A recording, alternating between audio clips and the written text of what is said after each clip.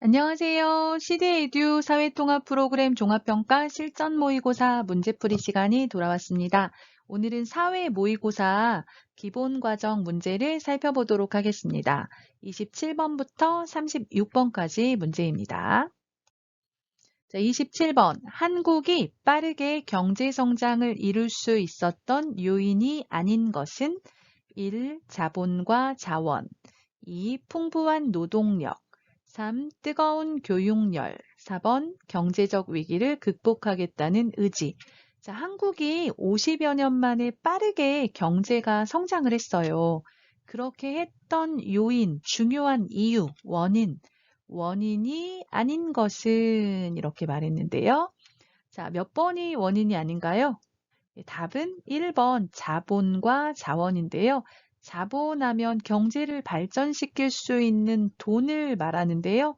한국은 자본이 부족했어요. 없었고 자원, 그 경제를 발전시킬 수 있는 어떤 재료들 이런 것들이 없었죠. 이건 부족했고요. 대신 풍부한 노동력, 일할 사람, 노동력 하면 일할 사람을 말해요. 그래서 일할 사람은 많았다. 그래서 노동력이 풍부했다. 맞고요. 그리고 한국 사람들은 그 자녀들에게 교육을 시키기 원하는 마음이 컸어요.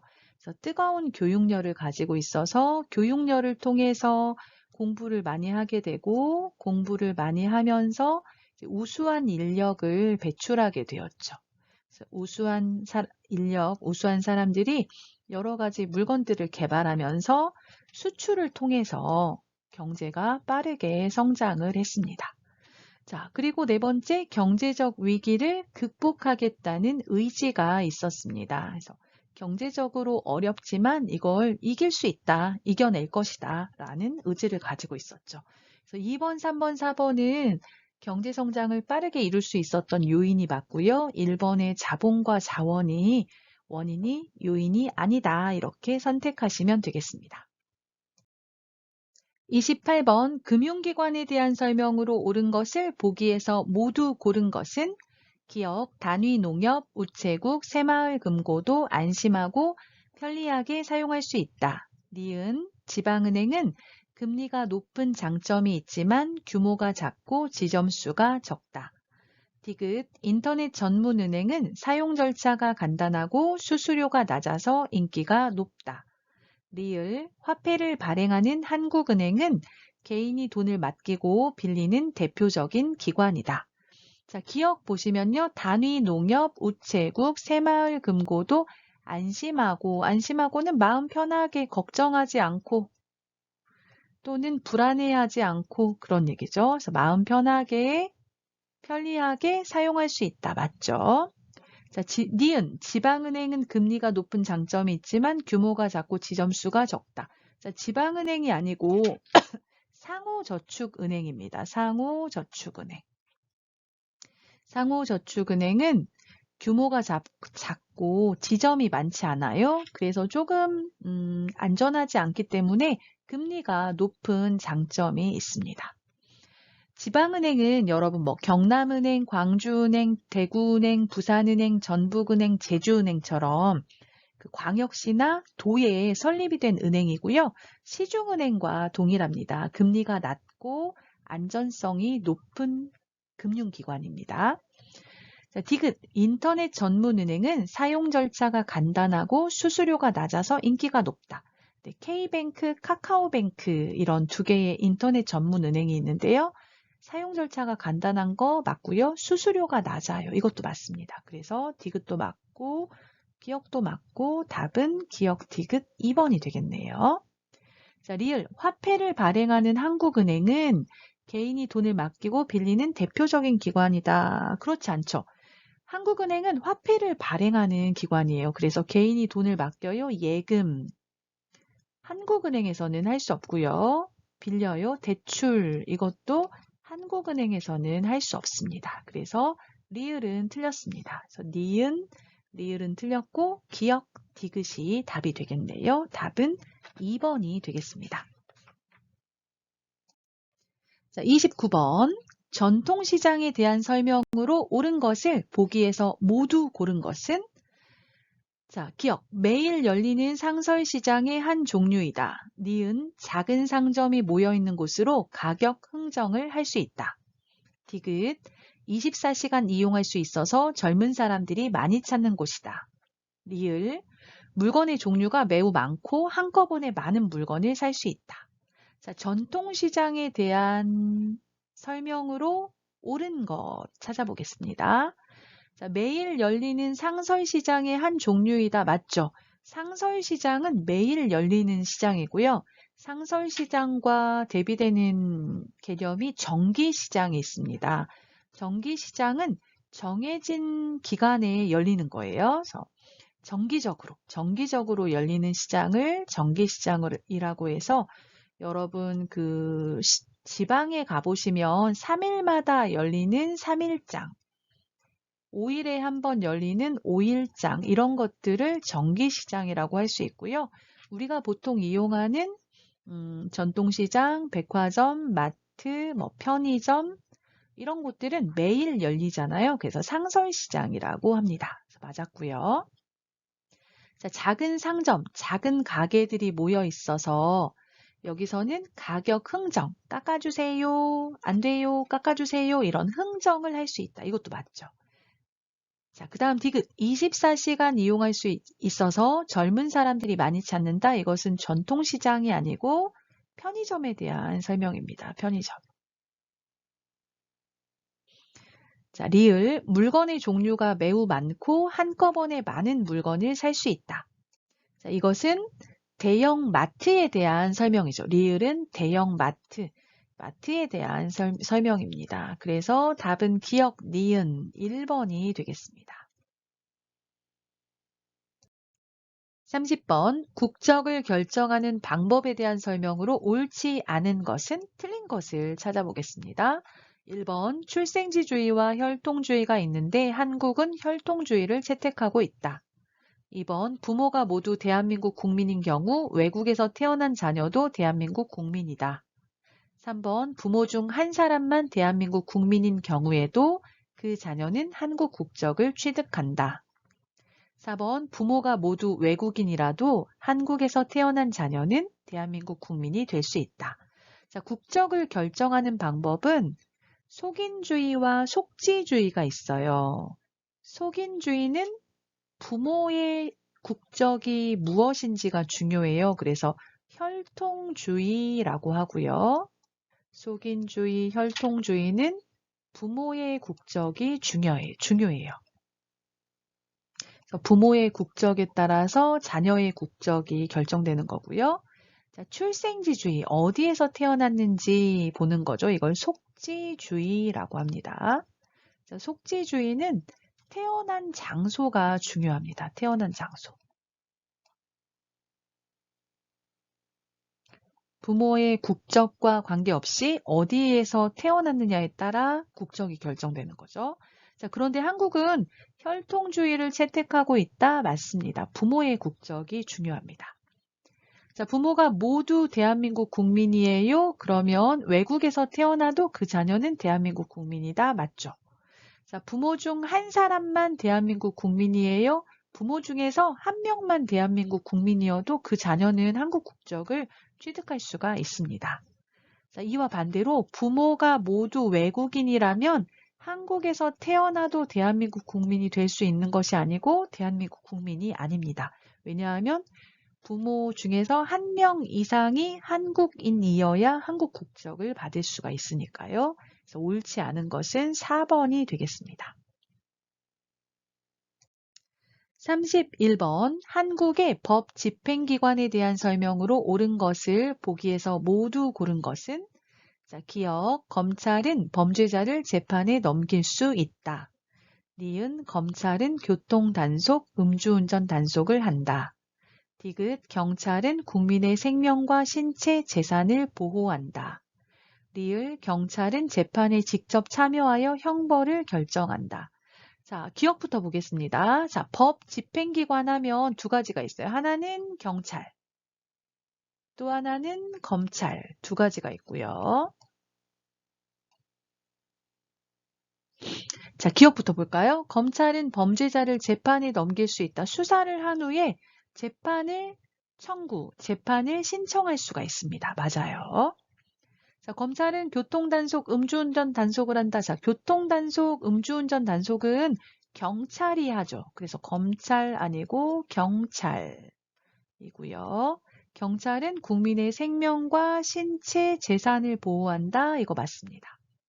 자, 경찰은 재판에 직접 참여하여 형벌을 결정한다. 재판에 직접 참여하는 것은 경찰이 아니고 검찰이고요. 형벌을 결정하는 것보다는 어떤 형벌을 내려주세요 하고 요청을 하죠. 그럼 그 형벌을 결정하는 건 판사가 결정을 하죠. 그래서 답은 기역 디귿 2번이 되겠습니다. 경찰과 검찰은 둘 다 사건에 대해서 수사를 해요. 수사를 하는데 검찰만 할 수 있는 것은 재판을 청구할 수가 있고 재판을 신청하는 거죠. 재판을 청구할 수 있고 재판에 참여해서 저 범죄자에게 몇 년형을 내려주세요 하고 형벌을 얼마 정도 내려달라고 요구하기는 하죠. 그래서 이거는 검찰만 할 수 있다. 이렇게 보시면 되겠습니다. 반대로 경찰은 이제 교통 단속이나 음주운전 단속 같은 걸 하죠. 32번 보겠습니다. 고조선과 관련된 것을 보기에서 모두 고른 것은 자, 기역 왕건, 니은 팔조법, 디귿 청동기, 리을 화랑도, 미음 단군 왕검, 비읍 남북국 시대. 자, 고조선과 관련된 걸 고르는 것이에요. 자, 왕건 아니죠. 왕건은 고려를 세운 사람이죠. 왕건. 자, 팔조법. 이건 고조선과 관계가 있습니다. 고조선 시대에 있었던 법인데요. 지금은 3개 정도가 전해지고 있어요. 그 한서지리지라는 책에 보면 팔조법 중에서 3개가 전해지고 있습니다. 뭐 사람을 죽인 사람은 사형에 처한다. 그다음 다른 사람을 다치게 한 사람은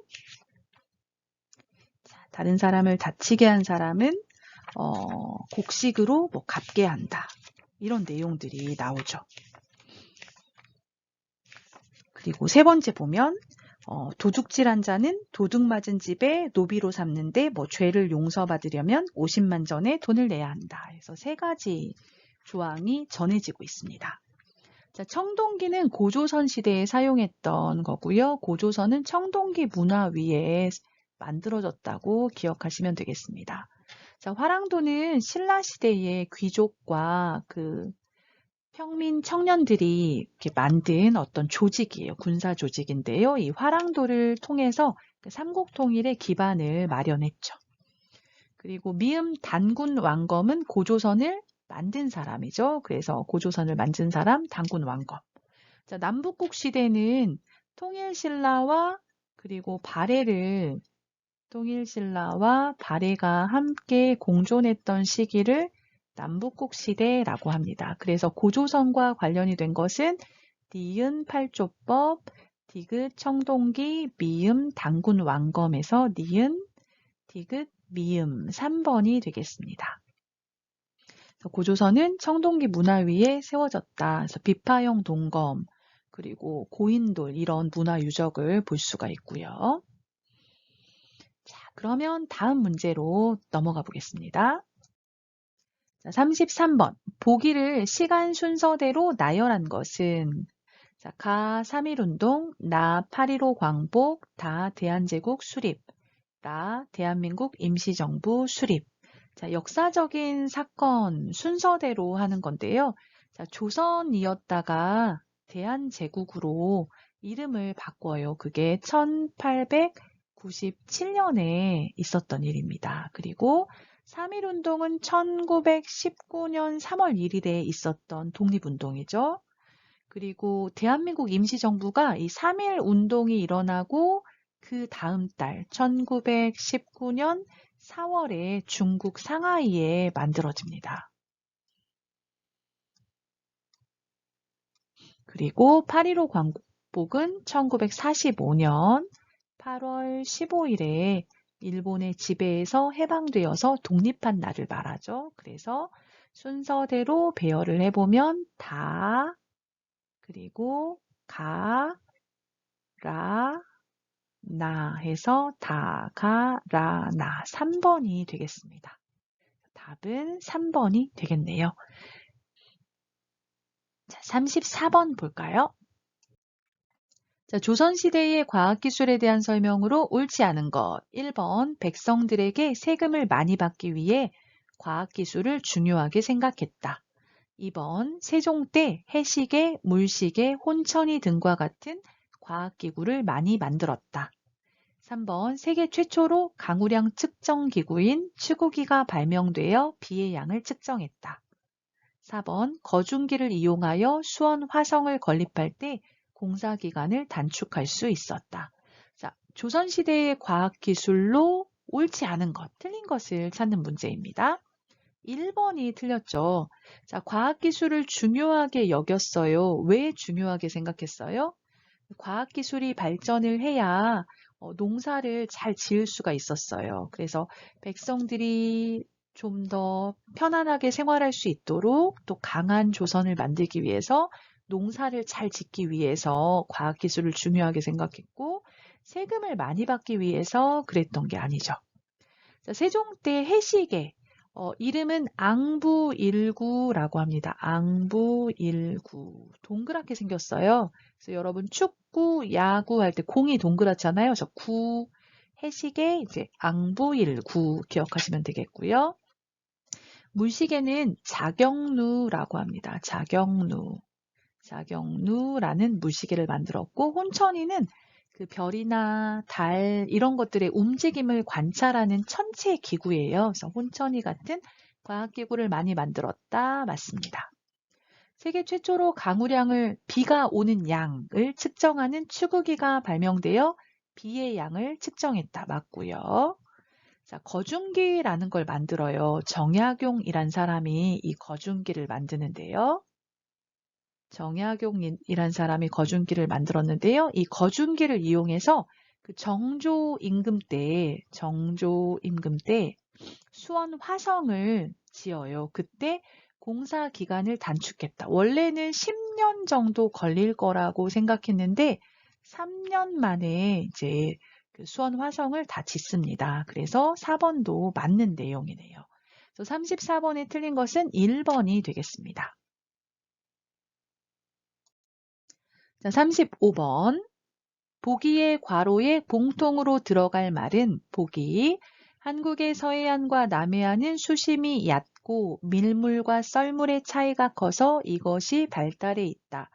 특히 서해안의 이것은 세계 5대 이것이다. 자, 서해안과 남해안은 수심이 얕고 물의 깊이, 바다의 깊이, 물의 깊이가 수심이 얕고 동해안보다 깊지 않아요. 그리고 밀물과 썰물, 이렇게 땅에 있으면 물이 쭉 빠져나가요. 그걸 썰물이라고 하고요. 또 한 어떤 시간이 되면 물이 많이 들어와서 물이 많아져요. 이걸 밀물이라고 하는데요. 밀물과 썰물의 차이가 커서 이 사이에 어떤 것이 만들어지냐면 갯벌이 만들어집니다. 갯벌. 그래서 갯벌이 발달해 있고요. 특히 서해안의 갯벌이 세계 5대 갯벌 중에 하나가 되죠. 그래서 세계 5대 갯벌하면 미국 동부의 조지아 연안, 캐나다 동부 연안, 브라질의 아마존 유역 연안, 유럽의 북해 연안, 그리고 우리 서해안의 갯벌이 포함이 됩니다. 자, 36번. 보기의 내용과 가장 관계가 깊은 지역은 보기 음식 문화가 발달함, 전통 문화가 잘 보존되어 있음, 최근 중국과 교류가 늘어남. 여러분 음식 문화가 발달했다 그러면 전라지역 생각하시면 될 것 같아요. 그래서 답은 3번의 전라지역 고르시고요. 전통 문화가 발달했다 그렇게 되어 있는데요. 여러분 그 전라도에서 판소리 이런 것들이 잘 보존이 되어 있어요. 그래서 축제도 보면 뭐 세계 소리 축제 이런 것들을 하잖아요. 그래서 전통 문화가 잘 보존되어 있고 서해안을 통해서 중국과 교류가 많이 늘고 있습니다. 서해안을 통해서 중국과 교류가 많이 늘고 있고 이 세 가지 설명은 전라 지역과 관계가 있다 이렇게 보시면 되겠습니다. 자, 끝까지 들어주셔서 감사하고요. 3월 26일에 또 종합평가가 있는 걸로 알고 있어요. 종합평가 준비에 도움이 되었다면 좋아요와 구독 눌러주시고요. 시간이 얼마 남지 않았는데 잘 준비하셔서 꼭 합격하시기를 바라겠습니다. 오늘도 끝까지 들어주셔서 감사합니다.